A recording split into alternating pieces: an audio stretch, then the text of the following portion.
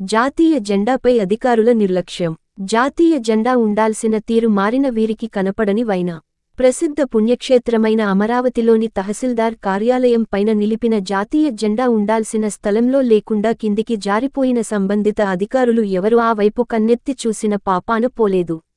నిత్యం వందలాది సంఖ్యలో గౌతమ్ బుద్ధుని విగ్రహాన్ని సందర్శిస్తుంటారు.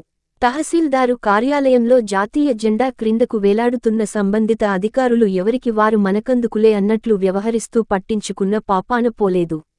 వేలకు వేలు, లక్షల్లో జీతాలు తీసుకుంటున్న వారు ఈ కార్యాలయంలో ఉద్యోగాలు నిర్వహిస్తున్నారు.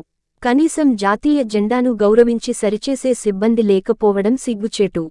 ఎవరూ పట్టించుకోకుండా భారతదేశ ప్రజలు గౌరవించుకునే జాతీయ జెండా క్రిందకి వాలిపోయి ఉన్న చోద్యం చూస్తున్నారే తప్ప పట్టించుకోవడంలో నిర్లక్ష్యంగా వ్యవహరిస్తున్నారు తహసీల్దారు కార్యాలయ సిబ్బంది. ఇదేనా మన దేశ జాతీయ జెండాకు ఇచ్చే గౌరవం అని తహసీల్దారు కార్యాలయానికి వచ్చేటటువంటి ప్రజలు ఆవేదన వ్యక్తం చేశారు.